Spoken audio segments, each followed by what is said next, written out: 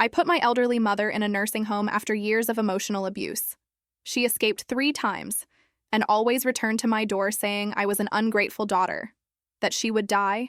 and I would carry the guilt. The 4th time was different. The strident sound of the doorbell ringing insistently at 3:40. 7 in the morning pierced the silence of my house like an ambulance siren announcing a medical emergency, brutally yanking me from a restless sleep populated by recurring nightmares about family confrontations that had dominated my life in recent weeks since I made the most controversial and painful decision of my adult existence: to place my mother Helena in a long-term care facility for the elderly after 37 consecutive years enduring systematic emotional abuse that had gradually eroded my mental health to the critical point where psychiatrists and therapists began to seriously warn that my psychological well-being was at imminent risk if I continued maintaining unrestricted contact with the primary source of my chronic family trauma. My heart instantly accelerated to a dangerously elevated cardiac rhythm while my mind, still foggy from interrupted sleep, tried to process who could be ringing my doorbell with such desperate insistence at such an absurdly inappropriate hour. Although a significant part of my brain already intuitively knew the answer to this question even before I could gather enough courage to drag my trembling body to the front door and visually confirm through the peephole the identity of the person who was on the other side causing that deafening noise that was certainly waking all neighbors within a radius of 3 blocks around my quiet residence located in a residential neighborhood where nocturnal scandals were practically non-existent until my mother decided to transform my life into a dramatic soap opera involving spectacular escapes from geriatric institutions and surprise appearances in the early hours. When I finally pressed my face against the cold door and peered through the small circular hole that offered a distorted but unmistakable view of the outside world, I felt my stomach painfully contract as I confirmed that Helena was again standing on my porch, wearing the same light blue hospital pajamas that the geriatric institution provided to all residents, with rubber slippers on her bare feet that were certainly freezing due to the night temperature that had dropped drastically during the last few hours, as weather forecasts had warned during the evening news that I had watched before retiring to sleep a few hours earlier. This was officially the 4th time in 6 weeks that Helena had managed to escape from the supervision of professional caregivers at the institution, where I had admitted her after extensively consulting with mental health professionals specialized in dysfunctional family dynamics, and mainly after finally accepting that keeping my mother living with me or allowing her to have unrestricted access to my personal life was literally slowly killing me through chronic stress, recurrent panic attacks, and especially a constant sense of anticipatory terror about when would be the next episode of verbal abuse or emotional manipulation that she would perpetrate against my mental sanity, already fragile from decades of toxic conditioning. The first escape had happened only 9 days after the initial admission, when Helena apparently convinced a new and inexperienced staff member of the institution that she urgently needed to go to the pharmacy to buy essential medications for an imaginary heart condition, thus obtaining temporary permission for supervised leave, which she promptly transformed into an opportunity for complete evasion by simply disappearing, while the distracted attendant checked shelves looking for medicines that she had invented needing desperately. She arrived at my door on that first occasion at 7 in the evening, frantically knocking and screaming through the solid wood that I was an ungrateful and cruel daughter who had abandoned her own elderly and vulnerable mother in a warehouse for the elderly forgotten by society, where nobody cared if residents lived or died while waiting for the inevitable end of lives that no longer had value or purpose according to the cruel parameters of the modern world that discarded people as soon as they ceased to be economically productive or socially convenient for family members, too busy pursuing selfish careers to demonstrate minimal basic human decency by adequately caring for parents who had sacrificed everything for decades, raising ungrateful children who now rejected them when they most needed love and family support. The second escape happened 3 weeks later, this time during a supervised expedition to the supermarket, where a group of 6 residents of the institution were accompanied by 2 professional caregivers in a recreational activity designed to provide a sense of normalcy and autonomy for elderly people who frequently felt infantilized by excessively controlled institutional environments. Helena patiently waited until the exact moment when both supervisors were temporarily distracted, helping another resident who had knocked over products on a high shelf, then simply calmly walked toward the automatic exit and disappeared into the crowd of Saturday afternoon shoppers before anyone noticed her absence. She appeared at my door again 2 hours later, this time carrying a plastic bag containing random items she had apparently stolen from the supermarket during her opportunistic escape, including chocolates that I used to like as a child and soap with a specific fragrance, that she insisted was my favorite, despite me repeatedly explaining for years that that specific perfume actually made me nauseous due to traumatic associations with particular episodes of emotional abuse that had occurred during my troubled adolescence. The third escape was more elaborate and demonstrated that Helena was learning from previous attempts and developing progressively more sophisticated strategies to escape institutional supervision that had been substantially reinforced after her 2 previous successful evasion episodes. This time, she faked symptoms of severe flu with high fever that justified temporary transfer to the medical wing of the institution, where monitoring was paradoxically less rigorous, because staff assumed that sick patients would be too weak to attempt escapes during the necessary convalescence period. Helena patiently waited until the night shift change when only one nurse was on duty supervising 8 patients simultaneously, then simply got up from the hospital bed, put on normal clothes she had strategically hidden under the mattress during previous days of meticulous planning, and calmly walked through poorly lit corridors to an emergency exit that she had carefully observed for weeks, studying routines and security patterns of the institution, as if she were a prisoner planning an elaborate escape from a maximum security prison. She arrived at my door at 11:23 at night on that third occasion, apparently proud of the ingenuity demonstrated in her most recent escape scheme, knocking on the door with a specific rhythm that I instantly recognized as a secret code she had invented during my childhood to signal her identity when seeking entry into locked rooms where I desperately tried to create private spaces protected from her constant invasive presence. Again, I categorically refused to open the door or respond to her increasingly desperate emotional appeals, but this time she remained camped on my porch for more than 3 hours,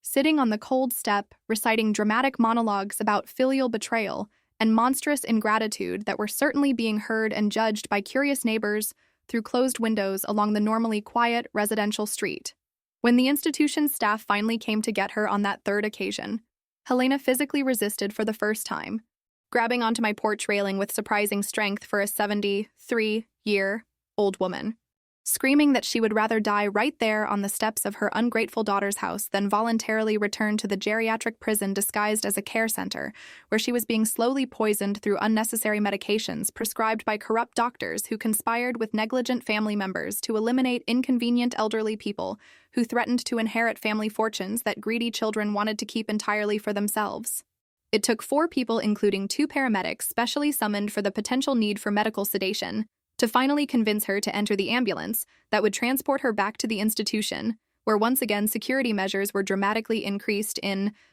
an apparently futile attempt to prevent future escapes of a resident who had clearly become a significant administrative challenge for a facility that prided itself on never having lost a patient during 2 decades of impeccable professional operation.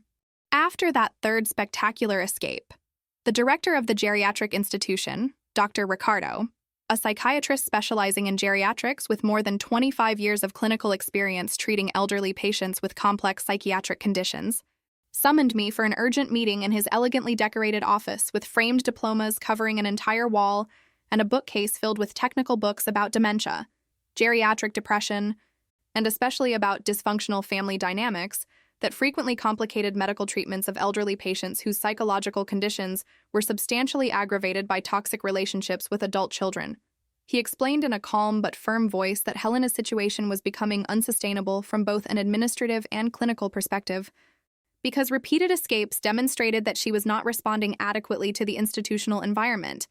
and mainly revealed a level of obsessive fixation with me that might require more intensive therapeutic interventions, possibly including more aggressive psychiatric medication to control compulsive behaviors that put her own physical safety at risk each time she undertook dangerous journeys through an unfamiliar city during nighttime hours when an elderly woman's vulnerability to violent crimes or traffic accidents was exponentially increased. Beatriz, I need to be absolutely honest with you about the gravity of this situation because I have a professional responsibility not only to your mother as a patient under my medical care, but also to you as a family member who is clearly suffering emotionally due to this extremely complex family conflict. Dr. Ricardo explained to me, while carefully observing my face looking for signs of how I was emotionally processing the information he was about to share. Helena demonstrates all the classic clinical indicators of borderline personality disorder with particularly pronounced narcissistic features, combined with what appears to be unresolved trauma from her own childhood that she never properly processed through appropriate therapy during decades when psychological interventions could have significantly modified the trajectory of her mental health. The repeated escapes are not simply attempts to reconnect with you motivated by genuine maternal love, as she claims, but manifestations of obsessive patterns of control, where she cannot psychologically accept that she has lost authority over your adult life and is using increasingly dramatic behaviors in a desperate attempt to force your attention and submission to her wishes, regardless of the emotional or psychological cost it imposes on your personal well-being. His words clinically confirmed what I had emotionally intuited for years, but had never managed to clearly articulate or validate through professional medical authority: that Helena's behavior was not distorted love, but systematic psychological abuse disguised as maternal concern,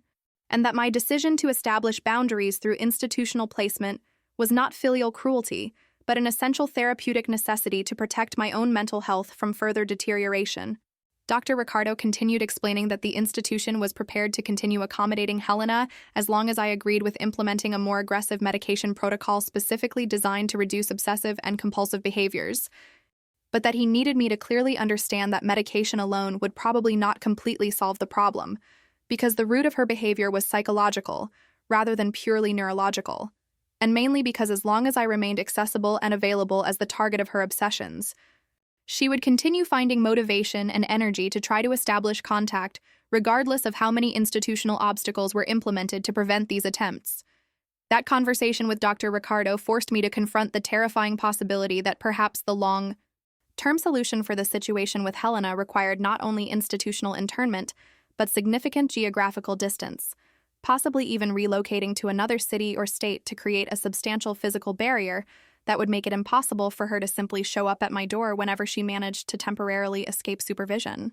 The idea of leaving behind the life I had carefully built over 15 years, including an established career, deep friendships, and especially the house that represented the first truly my own space after a claustrophobic childhood under Helena's absolute control,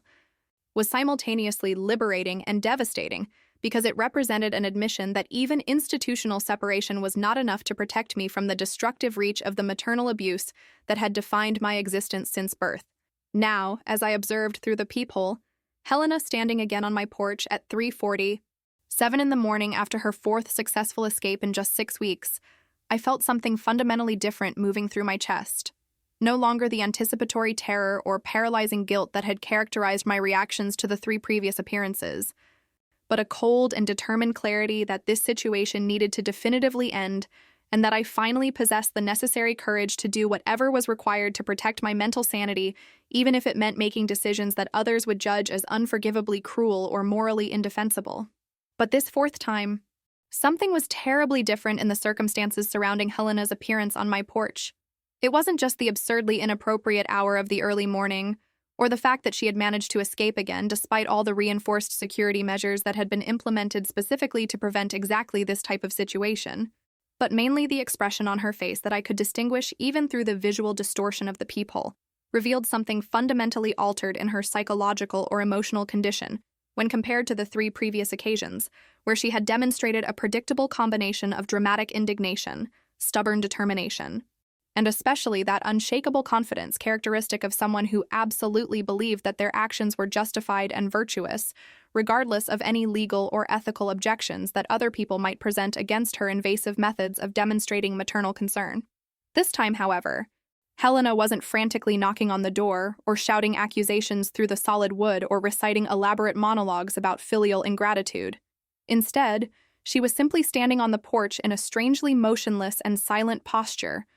staring fixedly at the door with an expression that combined profound confusion with something that seemed dangerously close to genuine despair, instead of the performative indignation that had characterized her previous appearances. The difference in her body language was so striking that it momentarily made me question whether it really was Helena standing on my porch, or perhaps some unknown person who coincidentally resembled my mother at an absurdly inappropriate hour of the early morning.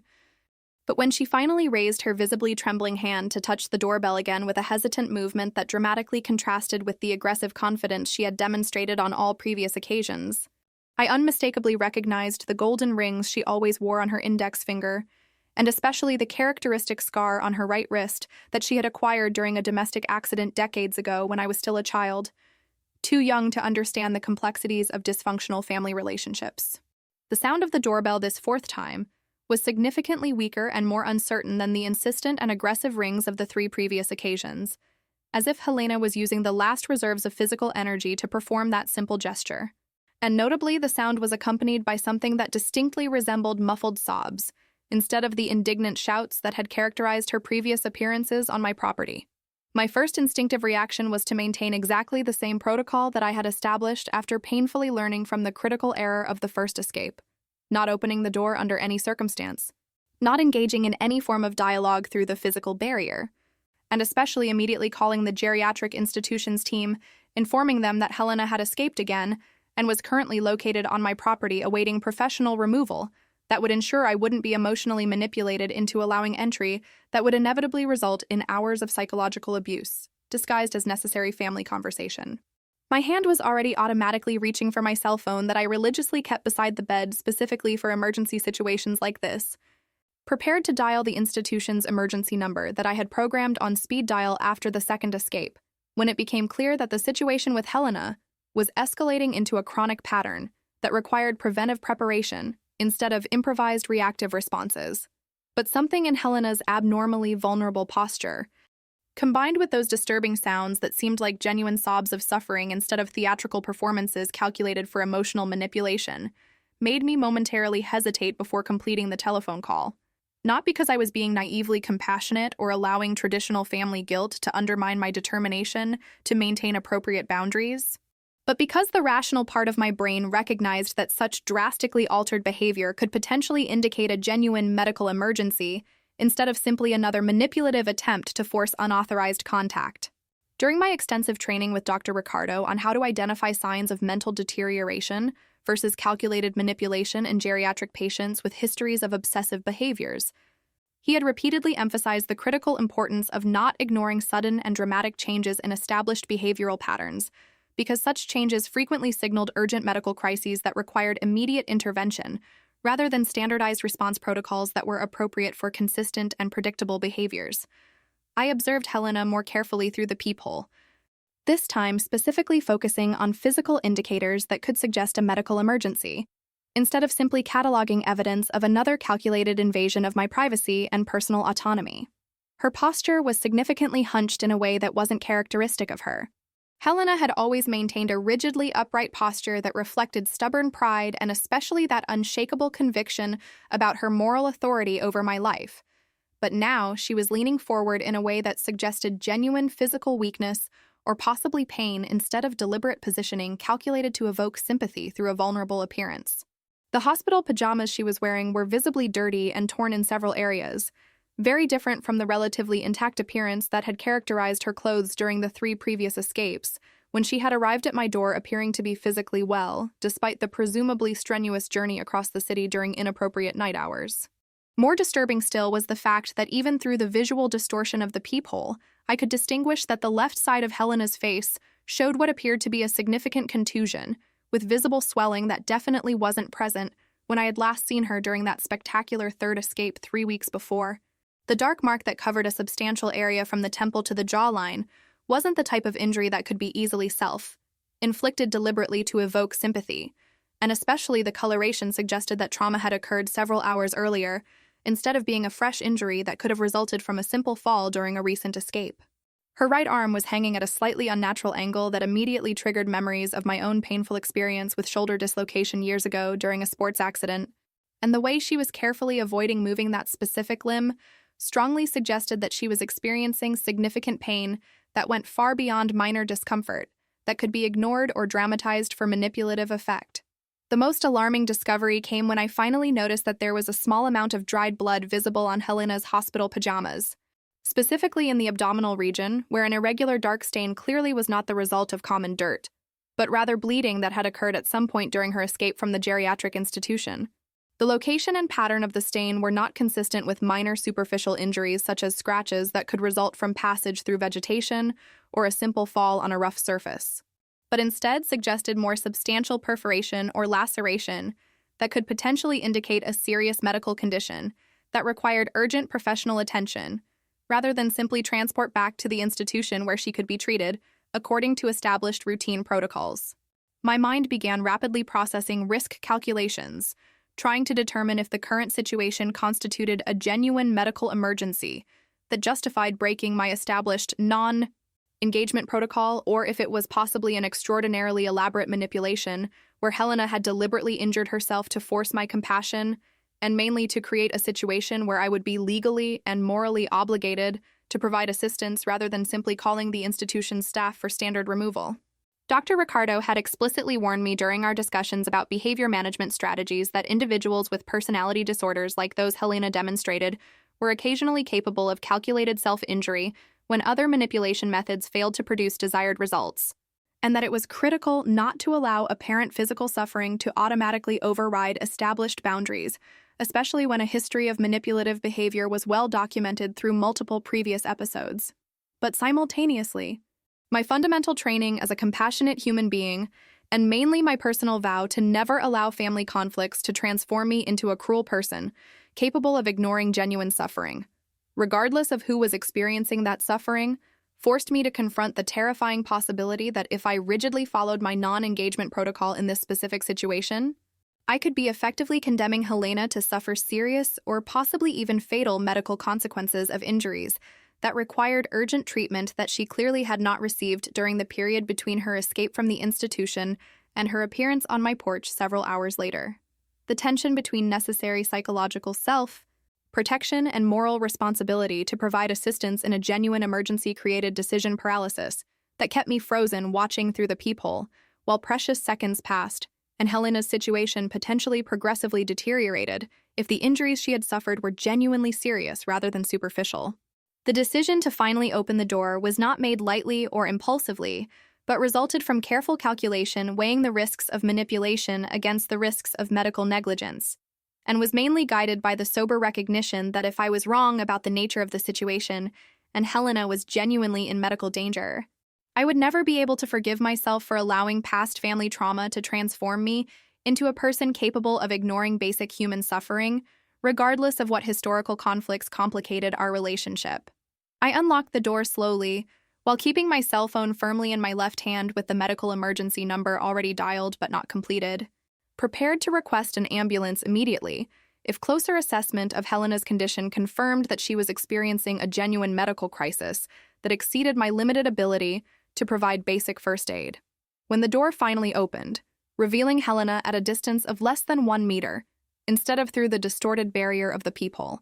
the full visual impact of her deteriorated physical condition hit me like a physical punch to the stomach, instantly making me question how I had managed to hesitate even for seconds before providing assistance to someone who was clearly in a precarious medical condition, regardless of what psychological motivations had originally driven her escape from the institution.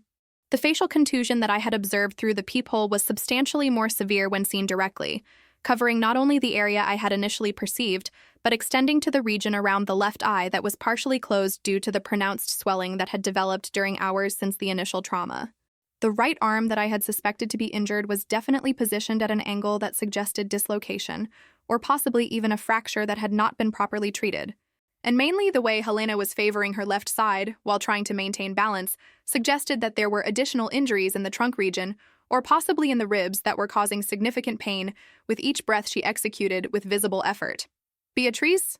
Helena managed to whisper with a voice that was drastically different from the confident and accusatory tone that had characterized all our interactions during the 3 previous escapes. This time her voice was weak, hoarse, and mainly carried a quality of genuine vulnerability that I hadn't heard from her since I was a very small child, during the only episode of serious illness she had experienced when I was approximately 6 years old.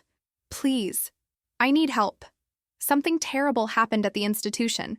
Her words came out with pronounced difficulty, as if each syllable required significant conscious effort. And mainly, she was having obvious problems maintaining consistent visual focus, as if she was fighting against dizziness, or possibly even imminent loss of consciousness that could result in complete collapse if I didn't act quickly to stabilize her condition, and mainly to obtain urgent professional medical assistance. My automatic response from years of conditioning to distrust anything Helena said was temporarily suspended by the unequivocal visual evidence that regardless of what complicated psychological motivations might be operating simultaneously, she was definitely experiencing a genuine medical crisis that transcended our family disputes and required a basic humanitarian response instead of rigid adherence to self-protection protocols that were appropriate for situations of calculated manipulation, but completely inadequate for legitimate medical emergencies. I carefully held her uninjured arm to help her enter the house before she potentially fell from the porch steps, simultaneously using my other hand to complete the emergency call I had previously prepared, immediately connecting with an emergency medical services operator who began asking standardized questions about the nature of the emergency and the current condition of the patient. I need an urgent ambulance. 73-year-old female patient presenting multiple injuries including severe facial contusion, possible dislocation or fracture of right arm, and abdominal bleeding of undetermined origin. I reported to the operator with a voice that maintained professional calm despite the fact that my hands were visibly shaking, while I helped Helena sit carefully on the living room sofa where I could adequately monitor her while we waited for the arrival of professional paramedics who would be equipped to properly assess the full extent of her injuries, and mainly to safely transport her to a hospital where she could receive the comprehensive medical treatment she clearly urgently needed.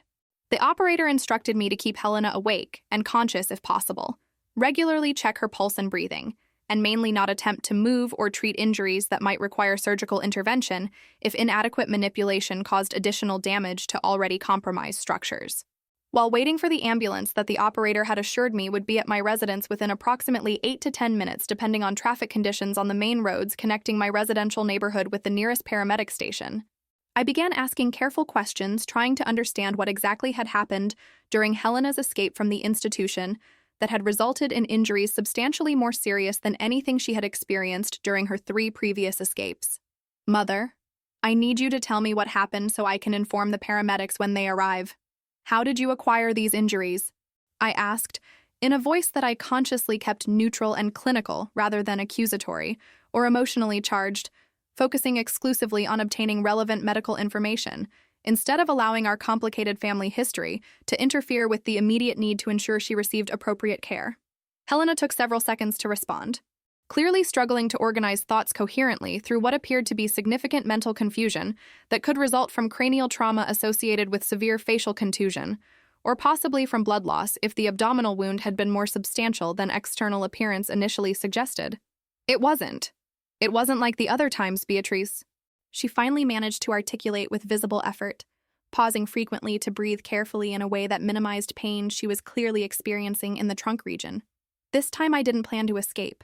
I needed to escape. Had to get out of there before. Her voice diminished to silence as she seemed to be struggling with traumatic memories of events that had occurred during the previous hours, and mainly her eyes demonstrated an expression of genuine fear that was completely inconsistent with the unwavering confidence that had characterized her behavior during all our previous interactions related to the earlier escapes. Before what, Mother? What happened at the institution that made you feel you needed to escape this time? I pressed gently but firmly, recognizing that obtaining complete information about circumstances that had led to her injuries was critical not only for appropriate medical treatment, but also potentially for institutional investigation, if something irregular had occurred in the geriatric facilities that I had trusted to provide safe and professional care for her regardless of our family complications. Helena's hesitation in directly answering my question, combined with that unequivocal expression of fear in her eyes, was gradually making me understand that this 4th escape was categorically different from the previous 3, not only in terms of Helena's physical condition, but mainly in terms of the underlying motivations that had driven her unauthorized exit from the institution. There's a new night nurse. He started working there about 2 weeks ago. Helena finally began explaining with a voice that alternated between weak whispers and moments of sudden clarity that suggested she was making significant conscious effort to communicate important information, despite mental confusion and physical pain that were clearly affecting her ability to maintain a coherent narrative. The first few nights he seemed professional, but then I began noticing how he looked at some of the more vulnerable residents, especially those who have advanced dementia or who are regularly sedated. And mainly I began hearing rumors from other, more lucid residents about how he was making visits to rooms during early morning hours when no one else was awake to supervise. She paused again, this time not only due to physical difficulties, but apparently due to emotional reluctance to continue reporting events that had clearly deeply traumatized her. I felt my stomach painfully contracting as I began comprehending the disturbing implications of what Helena was describing. Not just another episode of her obsessive behavior trying to force contact with me through calculated escape from institutional supervision, but potentially a desperate attempt to escape from a genuinely dangerous situation where she had witnessed or possibly even directly experienced some form of abuse within the institution that I had carefully selected based on impeccable reputation and mainly on enthusiastic recommendations from Dr. Ricardo, who had repeatedly assured that that facility maintained the highest professional standards in the entire region. "Mother, did this nurse hurt you? Were the injuries you have caused by him?" I asked directly, needing to explicitly confirm if the situation was what I was beginning to suspect, or if possibly Helena was mixing reality with paranoia that had frequently complicated her ability to report events objectively throughout our long and problematic family history. "Not directly. Not tonight, at least," Helena answered with a voice that carried complex nuances of shame, mixed with fear, and mostly with something that seemed painfully close to gratitude for me, finally listening, instead of immediately dismissing her claims as just another manifestation of calculated manipulation. Tonight I woke up to strange noises coming from Mrs. Amelia's room, the resident who stays 3 doors away from mine. She has severe dementia and is usually so sedated that she can't even speak coherently. When I heard what sounded like struggling and mainly groans of pain, I got out of bed even knowing I shouldn't be wandering the corridors during nighttime hours. And when I reached the partially open door of her room, I saw that nurse. He was... Her voice completely broke at this point, unable to continue verbalizing whatever she had witnessed in that room during the early morning at the geriatric institution. "It's okay. You don't need to describe details now if it's too difficult," I gently interrupted. Recognizing that forcing her to relive trauma through detailed verbal description was unnecessarily cruel, especially considering she was still in precarious medical condition, awaiting urgent professional treatment. "But I need to understand how you ended up with these injuries. Did the nurse attack you when he realized you had witnessed what he was doing?" I asked, trying to fill gaps in her narrative in a way that would allow me to understand the complete sequence of events without forcing her to report the more traumatic elements that she was clearly struggling to process emotionally. Helena weakly nodded with a head movement that clearly caused additional pain due to the extent of the facial contusion, then continued with visible effort. "When he realized I was at the door witnessing, he let go of Mrs. Amelia and came toward me very quickly. I tried to run back to my room, but he caught me in the hallway, grabbed me by the arm," she vaguely gestured with her left arm toward her injured right arm, "and violently pushed me against the wall, trying to intimidate me into remaining silent about what I had seen.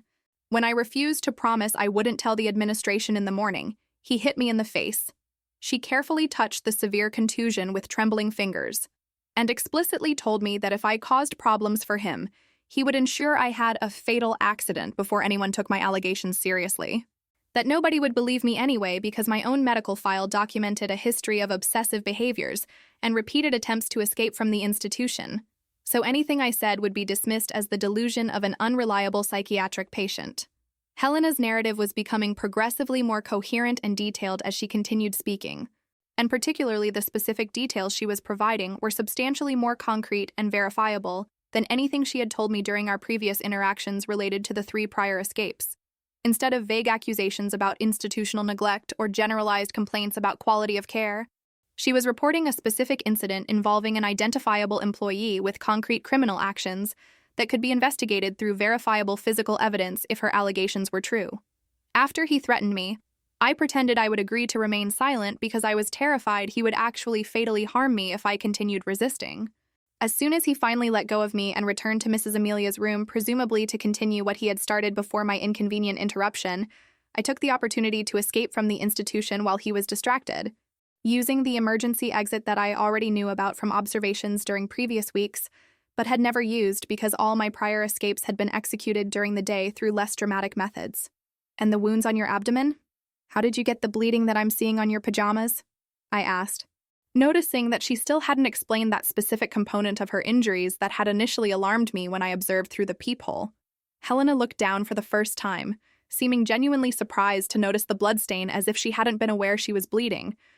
then carefully lifted the front of her hospital pajamas, revealing a horizontal laceration approximately 8 centimeters long, crossing the lower left region of her abdomen. The wound didn't seem deep enough to be immediately fatal, but definitely required proper suturing and especially evaluation by medical professionals to ensure that no critical internal structures had been compromised during the trauma that had caused that specific cut. It happened during my escape through the emergency exit. The door was partially blocked by maintenance equipment that someone had incorrectly stored in the hallway. When I pushed through the narrow opening in a hurry trying to escape before the nurse noticed my absence, I cut myself on the sharp metal edge of some tool or equipment that was projecting through the passage. I didn't initially realize I was injured because I was so focused on fleeing the institution as quickly as possible before he came after me. I only started feeling the pain and especially the wetness of blood soaking my pajamas after I was already several blocks away from the institution walking toward your house, because it was the only place I could think of where I might be safe, and especially where someone might believe what I had witnessed instead of automatically dismissing it as delusion or manipulation. Her final words carried significant emotional weight that transcended immediate medical issues. She was explicitly acknowledging that our history of mutual distrust, and especially my justified reluctance to believe her allegations due to an established pattern of calculated manipulation, had created a situation where she felt she had no other person or institution that would take her allegations about abuse witnessed at the geriatric facility seriously. The sound of sirens approaching through the quiet night announced the imminent arrival of the ambulance I had requested, providing immense relief because it meant that Helena would be evaluated and treated by qualified medical professionals who could definitively determine the full extent of her injuries, and especially who could initiate the formal medical documentation process that would be critical if her allegations about abuse at the geriatric institution were to be properly investigated by the competent authorities. When the paramedics finally arrived, ringing the doorbell urgently approximately 9 minutes after my initial call as the operator had predicted, I quickly led them to the living room where Helena was sitting, maintaining consciousness through visible effort, but clearly deteriorating progressively as minutes passed, and the initial shock of trauma was gradually giving way to the physical reality of multiple injuries she had suffered during the previous hours. Female patient, 73 years old.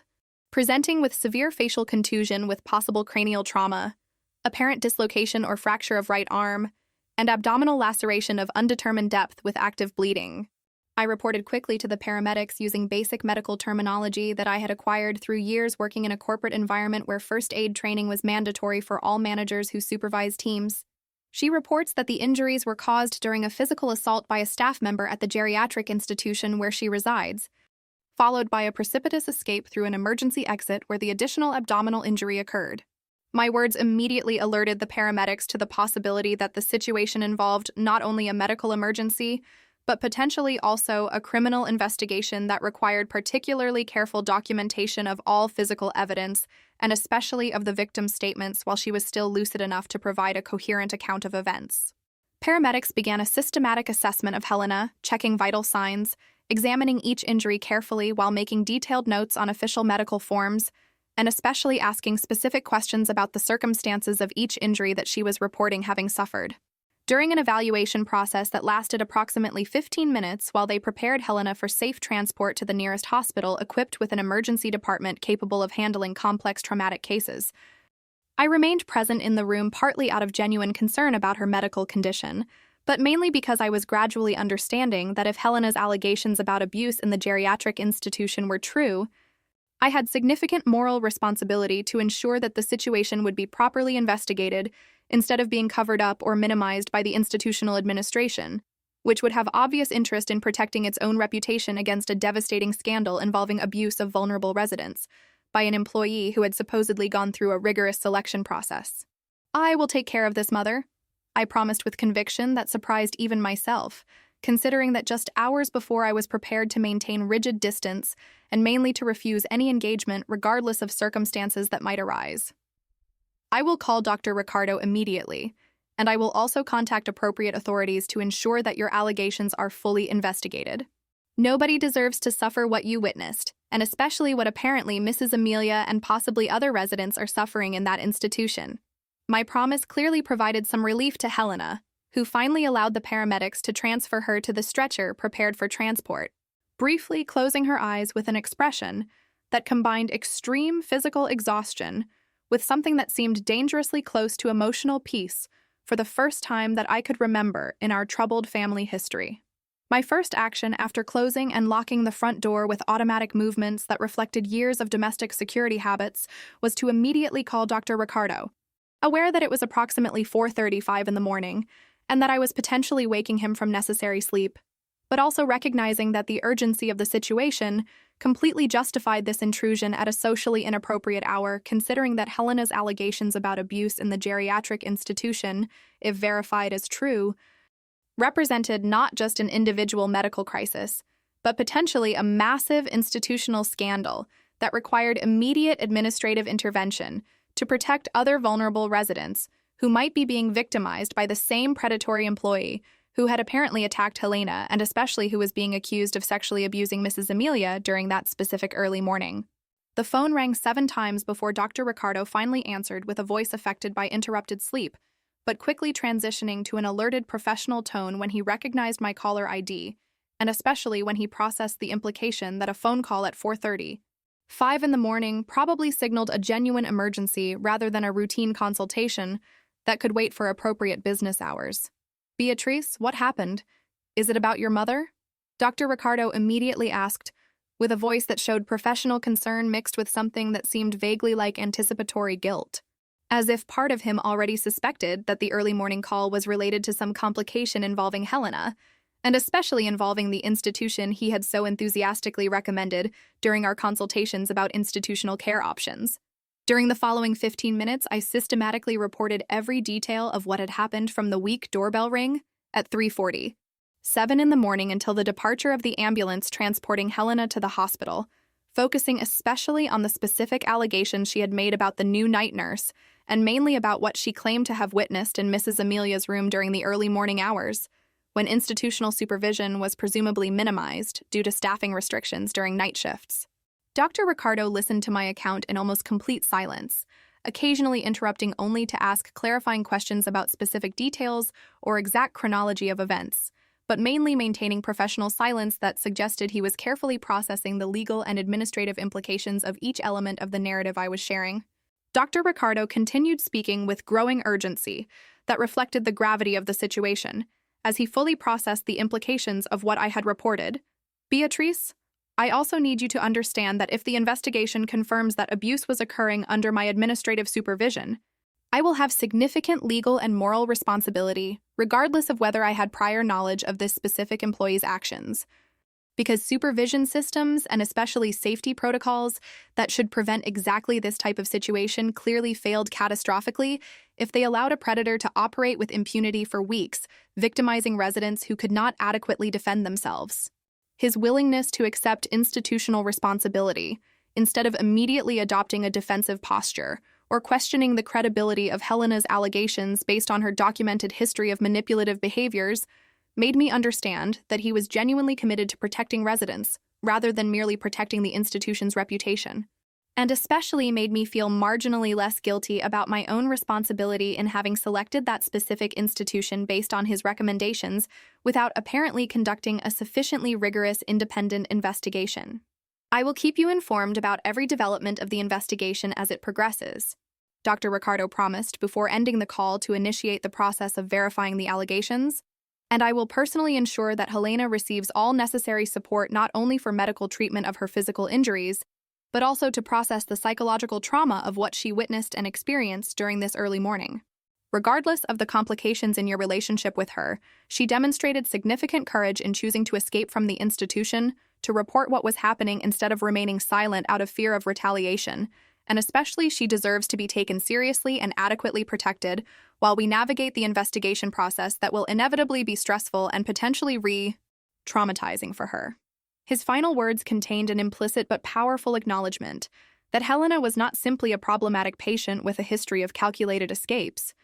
but possibly a crucial witness and even victim of serious crimes who deserved validation and protection instead of automatic dismissal based on psychiatric diagnoses that could easily be used to discredit legitimate allegations. After ending the call with Dr. Ricardo, I remained seated on the blood-stained sofa processing the complex emotional turmoil that combined genuine concern about Helena's medical condition with growing guilt about my partial responsibility in the situation that had developed,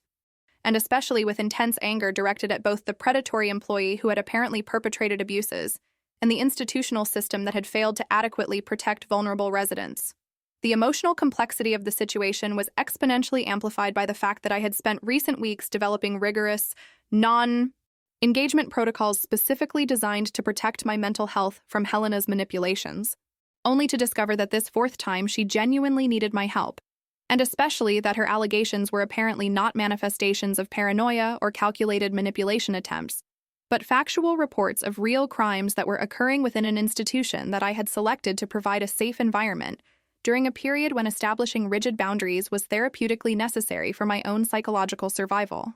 The first faint lights of dawn were gradually illuminating the sky through the living room window when my cell phone vibrated with a text message from my sister Isabel, who had apparently been contacted by the hospital where Helena was receiving medical treatment, and especially where the emergency team had located family contact information through personal documents that Helena carried even during her precipitous escape from the geriatric institution. Isabel's message was characteristically brief, and especially carried a tone of implicit accusation that reflected years of family tension over how each of us had chosen to deal with Helena's problematic behaviors. Hospital called saying Mom is in the emergency room with serious injuries. What happened this time? Did you finally get what you wanted by putting her in that place? Her words were perfectly calculated to trigger guilt, and mainly to suggest that I was responsible for Helena's injuries simply by making the decision for institutional placement, completely ignoring the context of decades of emotional abuse that had made that decision therapeutically necessary for my own psychological survival. Isabel's response was symptomatic of a broader family dynamic, where she had consistently minimized or completely denied the severity of the emotional abuse that Helena had perpetrated against me during our childhood, and especially during my adult life, opting instead to maintain a superficially harmonious relationship with Mother through a strategy of careful avoidance where she simply maintained safe geographical distance while simultaneously criticizing my attempts to establish firmer boundaries as evidence of filial coldness or lack of appropriate compassion. Isabel had moved to a distant city immediately after completing university more than 2 decades ago, visiting only occasionally during obligatory holidays and mainly maintaining communication with Helena at a minimal level that allowed her to claim the status of dutiful daughter without really having to deal with the daily realities of obsessive and manipulative behaviors that I had endured as the daughter who remained geographically close and emotionally available far beyond the point where it was healthy or sustainable. I typed a careful response to Isabel, trying to explain the essence of what had happened without going into excessively dramatic details that she might interpret as exaggeration designed to justify my decisions about institutional care. Mother escaped from the institution during early morning hours, claiming to have witnessed a staff member abusing another resident. She suffered injuries during a confrontation with this staff member, and mainly during her escape through an emergency exit. I am waiting for an update from the hospital about her condition, and mainly awaiting results of the investigation that Dr. Ricardo is conducting regarding her allegations related to institutional abuse. My message was deliberately factual and emotionally neutral, avoiding any language that could be interpreted as defensive or accusatory, but also clearly establishing that the situation was substantially more complex than simple negligence on my part, as Isabel's initial message had implied through her judgment-laden rhetorical question about whether I had gotten what I wanted by institutionalizing Helena. Isabel's response arrived approximately 5 minutes later, this time with a slightly less accusatory tone but still carrying characteristic skepticism about Helena's allegations. She always had a talent for creating drama. Do you really believe this story about institutional abuse, or is it just another one of her manipulations to make you feel guilty and bring her back to your house? Her question revealed precisely the kind of automatic dismissal of Helena's allegations that Dr. Ricardo and I were consciously trying to avoid, recognizing that a history of manipulative behaviors did not automatically invalidate the possibility that this specific time she was reporting factual events rather than fabricating narratives designed to evoke a specific emotional response. Isabel's willingness to immediately dismiss serious allegations of institutional abuse as likely false based exclusively on Helena's behavioral history demonstrated exactly the type of cognitive bias that the predatory staff member had apparently anticipated when threatening Helena by saying that no one would believe her due to her medical file documenting obsessive behaviors and repeated escape attempts.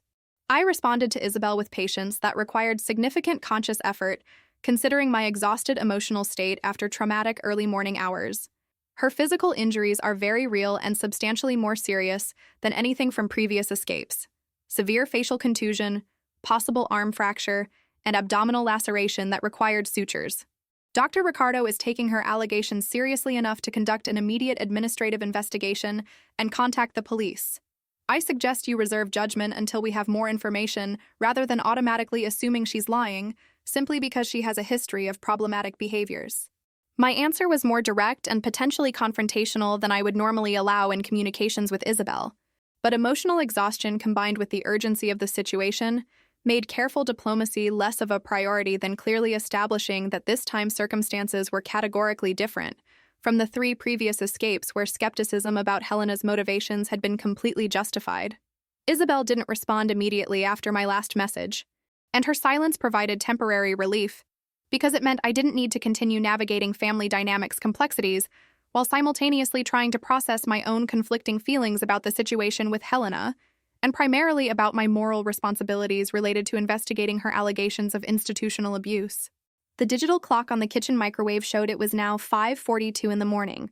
meaning that approximately 2 hours had passed since that initial weak doorbell ring that had completely transformed my understanding about the nature of Helena's 4th escape, and primarily about the ethical complexities of establishing rigid boundaries with family members who have documented histories of manipulative behaviors, but who occasionally also experience genuine crises that require validation and support instead of automatic dismissal based on established behavioral patterns. My cell phone vibrated again, interrupting a brief moment of relative calm that coffee was providing,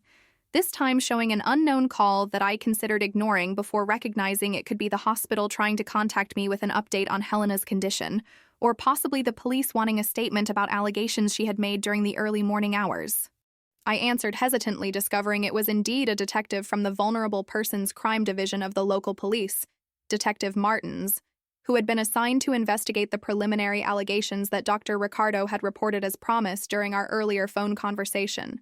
Detective Martins explained with a professional but compassionate voice that he would need to formally interview me about the early morning events, including Helena's physical condition when she arrived at my door, and primarily about the specific content of the allegations she had made before being transported to the hospital. Because witness statements about the immediate condition of victims,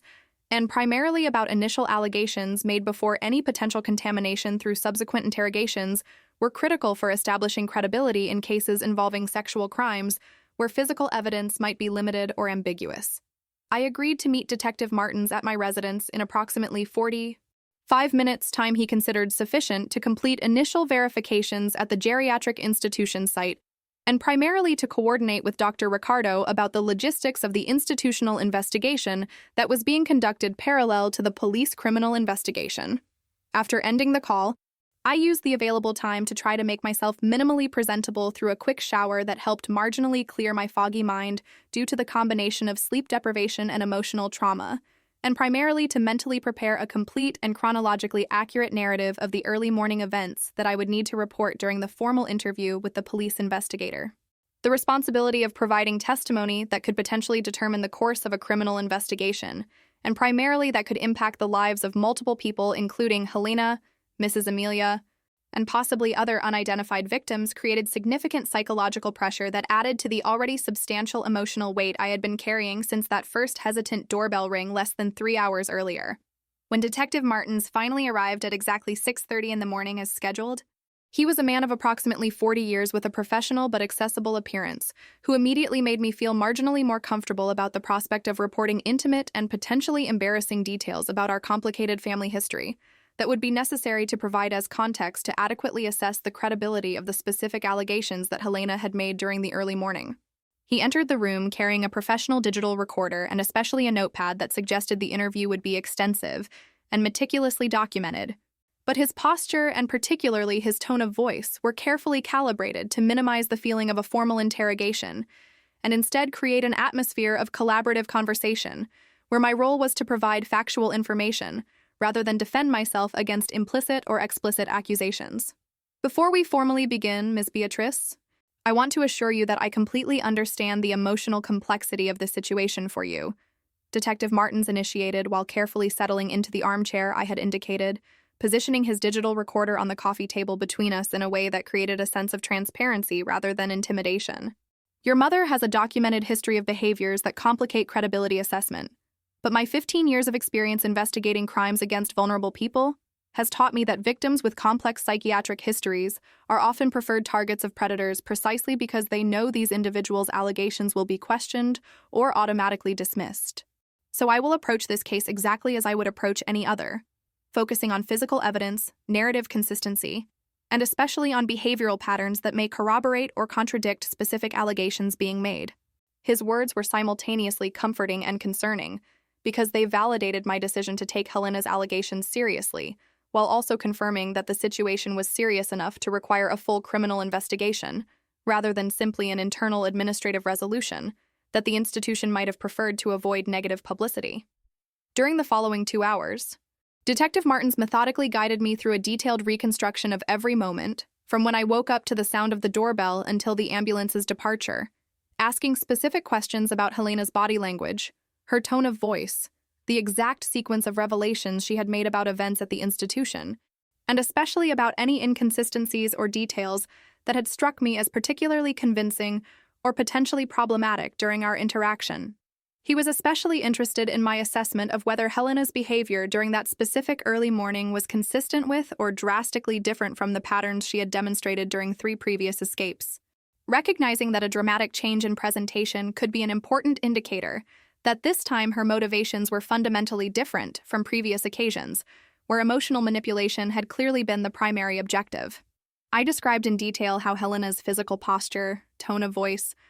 and especially that expression of genuine fear in her eyes, were categorically different from anything I had observed during our previous interactions related to prior escapes, and how this difference had been the decisive factor that convinced me to open the door despite my established non-engagement protocols specifically designed to protect against calculated emotional manipulation. Based on what you're reporting to me, and especially based on preliminary verifications my team has already conducted at the institution during the past hour, I'm increasingly convinced that your mother's allegations deserve serious and comprehensive investigation,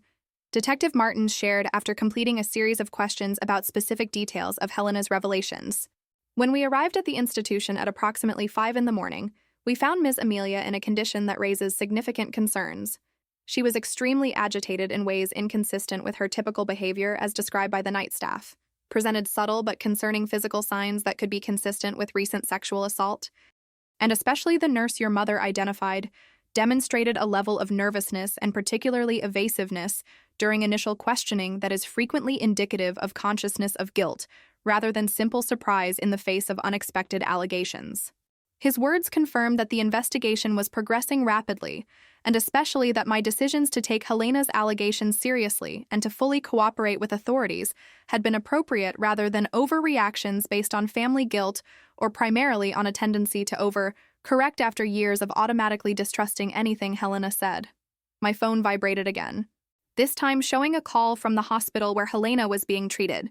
Emergency unit nurse informed me that Helena had been stabilized after receiving sutures for abdominal laceration, appropriate immobilization of the injured arm, which apparently was a dislocation instead of a fracture as paramedics had initially suspected, and mainly treatment for facial contusion that fortunately had not resulted in significant cranial trauma, despite the dramatic appearance of the swelling, and especially the discoloration covering the left side of her face. Your mother is asking to speak with you as soon as possible, the nurse told me in a gentle voice, suggesting she was aware of at least some elements of the complicated family situation that had resulted in Helena's hospitalization. She is quite emotionally agitated and mainly expressing significant concern about a resident named Amelia, repeatedly asking if someone checked on her condition and if authorities were notified about the situation in the geriatric institution. The doctor responsible for the case considers that a family visit could help calm her anxiety before we decide if additional hospitalization for observation will be necessary, or if she can be discharged with appropriate home care instructions. The prospect of seeing Helena in the hospital created a complex mixture of emotions that I was struggling to process coherently. Part of me felt a genuine moral obligation to be present for her during recovery from physical and mainly emotional trauma that she had experienced. But simultaneously, another part was intensely aware that our history of dysfunctional relationship had not been magically resolved simply because this specific time she had been a genuine victim instead of a perpetrator of calculated manipulation. The need to establish healthy boundaries while also demonstrating appropriate compassion in extraordinary circumstances required careful navigation of emotional territory that I had never previously explored in the context of our relationship. I informed the nurse that I would arrive at the hospital within approximately 45 minutes after changing into appropriate clothes and mainly after making some necessary calls, including notification to my workplace about the absence that would be necessary. Due to the car journey to the hospital was marked by a surreal sensation of navigating through mundane morning traffic routines while processing extraordinary events that had completely transformed my understanding about multiple dimensions of my family life, and mainly about my own judgment capabilities in emotionally charged situations where behavioral history complicated objective assessments of present circumstances. Each red light was a forced opportunity for reflection on how the situation had escalated so dramatically during a relatively brief period, and mainly about how my response to Helena's fourth escape had been fundamentally different from the 3 previous occasions, not only due to physical evidence of serious injuries, but mainly due to some subtle change in my own emotional disposition to consider the possibility that established patterns could occasionally be broken and that people with histories of manipulative behaviors could also experience genuine crises that deserved validation, instead of automatic dismissal. When I finally arrived at the hospital and navigated through sterile corridors to the emergency unit where Helena was being kept for observation, I felt growing anxiety about how our interaction would develop, considering this would be the first time we would be interacting since the ambulance's departure, when she had begged me to ensure that her allegations about institutional abuse were properly investigated. The curtain around Helena's stretcher was partially closed, providing minimal privacy in a busy emergency environment. And when the nurse led me through the opening, the visual impact of seeing Helena in a hospital bed connected to monitors and mainly with treated but still visibly dramatic injuries hit me with emotional force that transcended our historical relational complications and reached more fundamental territory of recognition of shared human vulnerability, regardless of what conflicts might exist between specific individuals. "Beatrice, you came," Helena whispered in a voice that carried a mixture of surprise and mainly gratitude, suggesting she wasn't certain I would appear despite promises I had made during the early morning when the situation was more immediately urgent. Her eyes, partially obscured by swelling that had intensified during hours since my last sight of her, showed genuine vulnerability that was dramatically different from any expression I remembered seeing in them during decades of interactions characterized by power dynamics, and mainly by her attempts to maintain control over my adult life through progressively more invasive methods. "Did they tell you about Amelia? Did the police actually investigate what I reported, or simply dismissed it as delusions of a psychiatric patient, as that nurse predicted they would?" Her questions revealed that her primary concern remained being the well-being of another resident instead of simply focusing on her own recovery. And this genuine altruistic orientation was so inconsistent with selfish patterns that had characterized her behavior for years that it forced me to recognize that the trauma she had experienced had potentially created fundamental change in her perspective on relationships and responsibilities. Tears began silently rolling down Helena's face, tracing paths through skin that showed not only recent physical trauma, but also marks of decades of life that had included her own experiences of unresolved trauma that she had never properly processed, and that apparently had contributed to dysfunctional patterns that had defined our relationship during my entire life. "I was so terrified that nobody would believe me," she admitted with voice broken by emotion that seemed genuine instead of performative. "When that nurse told me that my own medical history made me an unreliable witness, part of me knew he was right, that you and everyone else would have perfectly valid reasons to assume I was fabricating or exaggerating the situation as part of another manipulative attempt to force your attention. And honestly, Beatrice, I couldn't blame you if you had done exactly that, considering everything I did over years trying to control your life instead of respecting your autonomy as an independent adult who has the right to make your own decisions without constant maternal interference." Her words constituted something close to an admission of responsibility for abusive patterns that had characterized our relationship, and mainly demonstrated a level of self-awareness that I had never observed her express previously during all our charged interactions, where she had consistently justified controlling behaviors as manifestations of maternal love, instead of recognizing them as violations of appropriate boundaries. The temptation to take advantage of this vulnerable moment to finally have conversations that I had desired for years about damages that her behavior had caused was strong, but simultaneously I recognized that Helena was in a fragile physical and mainly emotional condition that made that moment particularly inadequate for therapeutic confrontations that required both parties to be in relatively balanced emotional states, instead of one party being traumatized and mainly medicated for physical pain that could affect her ability to process emotionally complex discussions appropriately. "Mom, I think we have much to discuss about our relationship and mainly about patterns that need to change if we are going to have any type of healthy connection in the future," I carefully responded. "But now is not the appropriate moment for these conversations when you are recovering from physical trauma and mainly processing emotional trauma of what you witnessed and experienced during last night. For now, I will ensure that you have necessary support during recovery, and mainly will ensure that investigation about institutional abuse proceeds appropriately, regardless of any complications in our personal relationship. After you are physically recovered, and mainly after the situation with the criminal investigation has stabilized, We can consider if there is possibility of rebuilding relationship on a healthier foundation that respects autonomy and boundaries of both, instead of perpetuating dysfunctional patterns that clearly weren't working for either of us.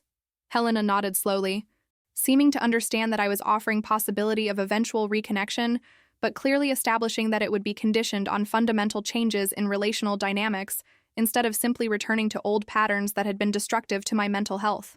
I understand, and honestly, I have no right to expect anything beyond appropriate distance, considering decades of behaviors that I now recognize were abusive, regardless of what justifications I mentally constructed at the time. She responded with honesty that was painful, but also potentially liberating for both. But Beatrice, regardless of what happens between us, I want you to know that choosing to flee from that institution to report what was happening wasn't motivated by a desire to manipulate you or to force reconnection through creating a dramatic crisis. It was genuinely because I couldn't live with myself knowing that my silence was allowing vulnerable women to continue being victimized by a predator who exploited exactly the kind of power dynamics, and especially dismissal of credibility, that I myself had used against you for years, when I manipulated situations to maintain control instead of building a relationship based on mutual respect and genuine trust. Our conversations were interrupted by the arrival of Dr. Ricardo, who had come personally to the hospital to verify Helena's condition, and mainly to update me about the progress of the institutional investigation that he was conducting parallel to the police criminal investigation. His appearance showed signs of significant stress: red eyes suggesting lack of sleep, slightly hunched posture that contrasted with the professional confidence that normally characterized his presentation, and especially a facial expression that combined genuine concern with something that seemed dangerously close to horror in the face of discoveries that the investigation was revealing. Beatrice, Helena, I need to update you about serious developments that our investigation has uncovered during the last hours, he began with a heavy voice. When we started examining the records of the employee that Helena identified, we discovered an extremely disturbing pattern of behavior that should have been detected much earlier if our supervision protocols had been adequately rigorous. Dr. Ricardo explained that analysis of the nurse's entry and exit records revealed that he was consistently working night shifts when questionable incidents had occurred involving vulnerable residents during previous weeks, and that when his team began systematically interviewing other more lucid residents, multiple people reported having observed concerning behaviors that individually had been dismissed as misunderstandings or exaggerations, but that collectively created a clear pattern of a predator systematically identifying and mainly victimizing residents who were less capable of reporting or being believed if they reported abuse due to advanced dementia, or primarily due to regular sedation, that made them particularly vulnerable during night hours when supervision was minimized. Mrs. Amelia wasn't the only victim, as Helena witnessed. She was simply the victim that Helena happened to observe during a specific incident that finally motivated her to take action, instead of remaining silent out of fear of retaliation, or mainly fear of not being believed due to her own behavioral history. Dr. Ricardo revealed with a voice heavy with guilt about systemic failures that had allowed the situation to develop under his administrative supervision. The implications of what Dr. Ricardo was reporting were devastating not only for the institution's reputation, but mainly for all the families who had entrusted their loved ones to the care of that facility, believing they were providing a safe and professional environment during a vulnerable period of their elderly relatives' lives. Dr. Ricardo continued explaining that the institution was immediately implementing multiple changes to security protocols, including increased supervision during night shifts, implementation of security camera systems in common areas that had previously been without monitoring, and especially establishment of a systematic process to collect confidential feedback from residents about any concerns related to staff behavior in ways that wouldn't put them at risk of retaliation for reporting misconduct. But honestly, all these measures are inadequate to undo the damage that has already been caused, or mainly to restore trust that was broken through systemic failures that allowed a predator to operate with impunity during a period that our investigation is still trying to fully determine. He admitted with humility that was admirable, but that also confirmed the magnitude of the institutional crisis that had been triggered by Helena's courage in reporting what she had witnessed. During the days that followed that transformative dawn, when Helena had appeared injured at my door, bringing allegations that initially I had considered potentially suspicious, but that were quickly verified as not only true, but representing merely a fraction of the systemic abuse that was occurring at the institution, my life transformed into a series of interviews with investigators, consultations with lawyers about the legal implications of the situation, and primarily navigating the emotional complexities of supporting Helena during her physical recovery, while simultaneously maintaining appropriate boundaries that protected my own mental health from regression to the dysfunctional patterns that had historically characterized our relationship.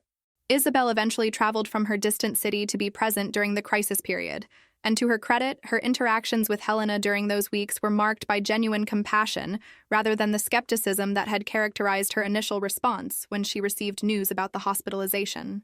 The criminal investigation eventually resulted in multiple formal charges against the nurse that Helena had identified, based not only on her testimony and that of Ms. Amelia, but primarily on forensic physical evidence and testimonies from other residents that were discovered during an extensive investigation that revealed a systematic pattern of abuse that had apparently continued for months before Helena finally witnessed the specific incident that motivated her to take action despite the personal risks involved. The subsequent trial received significant attention from local media and primarily resulted in broader discussions about the need for more rigorous supervision of geriatric institutions, and primarily about the importance of not automatically dismissing allegations made by people with complex psychiatric histories simply because past behaviors complicate credibility assessments in present circumstances. Helena was eventually transferred to a different geriatric institution after complete recovery from her physical injuries, this time to a facility that implemented substantially more rigorous security protocols, and primarily that had a proven history of responding appropriately to concerns raised by residents instead of minimizing or dismissing feedback that could indicate systemic problems. Our relationship continued to be complex and often difficult, but something fundamental had changed during that dawn when she had appeared injured, genuinely needing help instead of simply trying to manipulate a reconnection.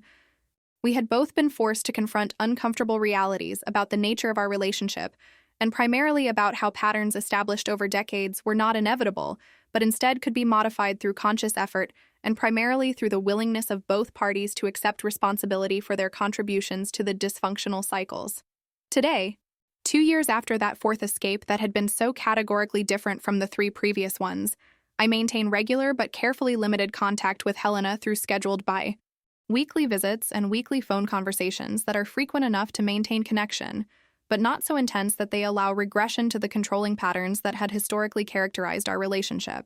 She continues in therapy, working to process not only the trauma of what she witnessed and experienced on that fateful dawn, but also traumas from her own childhood that she had apparently never adequately addressed, and that had contributed to behavioral patterns that had damaged her relationship with us. I also continue my own therapeutic work processing the complexities of maintaining a relationship with a relative who has a history of abusive behaviors, but who has also demonstrated capacity for genuine change when confronted with the consequences of established patterns and primarily when forced to recognize that manipulation and control are not manifestations of love, but instead are violations of the basic respect that should characterize any healthy relationship. The most valuable lesson that emerges from this experience is not simply that we should always believe allegations from vulnerable people, regardless of their behavioral histories, because reality is more nuanced than that simplistic generalization would allow.